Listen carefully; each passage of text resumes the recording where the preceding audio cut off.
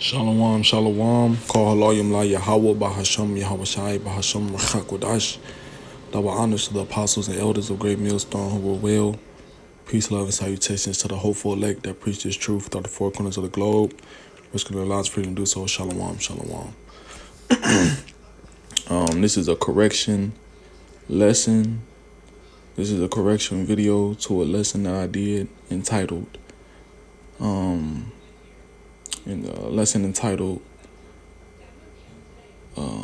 Why Jacob's Trouble is Important. Okay. In which a statement that I made, I brought out this scripture, Jeremiah 4:7, and I made a statement that the destroyer of the Gentiles was Esau. Okay, in which that was incorrect. That is incorrect. All right. I'm gonna read the scripture, break it down. But the destroyer of the Gentiles in this verse is speaking about specifically Nebuchadnezzar the fifth, Salachya, Nebuchadnezzar the fifth during the Neo-Babylonian captivity. All right, and I'm gonna read it. This is Jeremiah chapter 4, verse 7. The lion is come up from his thicket, and the destroyer of the Gentiles is on his way. He is going forth from his place to make thy land desolate, and thy city shall be laid waste without an inhabitant. In which the Lord was giving Israel a warning, okay, of the Babylonians coming to basically besiege the city and, put us in captivity, mainly Southern Kingdom, okay, which the Lord was telling Jake to get their shit together, man. Okay, which that's what the Lord is doing now by way of the prophets being out here and the truth flourishing. The Lord is about to put the spirit on Esau to come down with that great wrath, okay, upon his people, So the Lord is sending out that warning via the prophets. But the point being, that lion is the Neo-Babylonian Empire, okay, and the destroyer of the Gentiles is talking about Nebuchadnezzar during that time period, in which you could read about that in Judith, which I'm going to grab Judith chapter 1, verse 7. It says, Then Nebuchadnezzar, king of the Assyrians, sent unto all that dwelt in Persia, and to all that dwelt westward, and to those that dwelt in Cilicia, and Damascus, and Libanus, and Antibanus, and to all that dwelt upon the sea coast.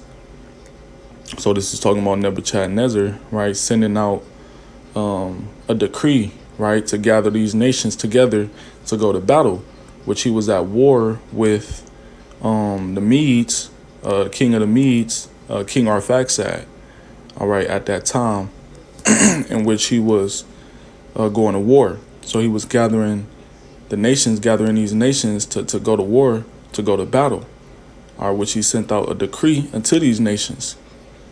Verse 8, and to those among the nations that were at Carmel and Galaad and the higher Galilee, into the plain of Esdraelon or Esdraelium, which you could see some of these cities, all right, you could tell Israelites dwelled there,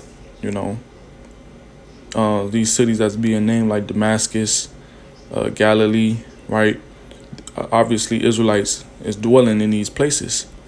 Verse 9, and to all that were in Samaria, and the cities thereof, and beyond Jordan, and Jerusalem, and Bethtain, and Shelis, and Cades, and the river of Egypt, and Taphanes, and Ramsey, and all the land of Gershom, until ye come beyond Tanis and Memphis, and to all the inhabitants of Egypt, until ye come to the borders of Ethiopia, right? Which these are all the lands and nations that Nebuchadnezzar sent this decree, all right, so he could go to battle with King Arphaxad.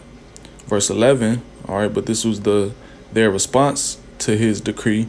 Verse 11, but all the inhabitants of the land made light of the commandment of Nebuchadnezzar, king of the Assyrians, neither went they with him to the battle. for they were not afraid of him. Yea, he was before them as one man, meaning what? They didn't fear him. Okay, nobody respected him, nobody feared him as a ruler. So what did they do? They casted his commandment off, or nobody listened, nobody came, to his command. All right, it says, yea, he was before them as one man, meaning, he was like a nobody. He was a nobody. Though he was a ruler and he had an army, the people looked at him with no respect. It says, and they sent away his ambassadors from them without effect and without disgrace. So they basically casted away his ambassadors, which is a messenger. They casted away his commandment, and basically disobeyed him.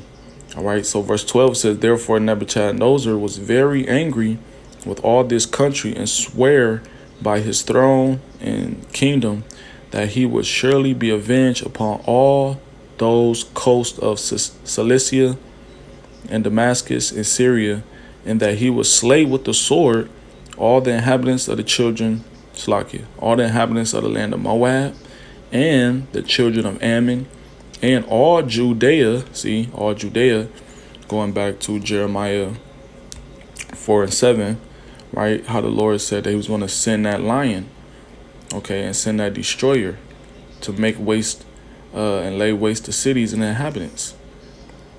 Okay, which this is speaking about mainly Southern Kingdom during this time. All right.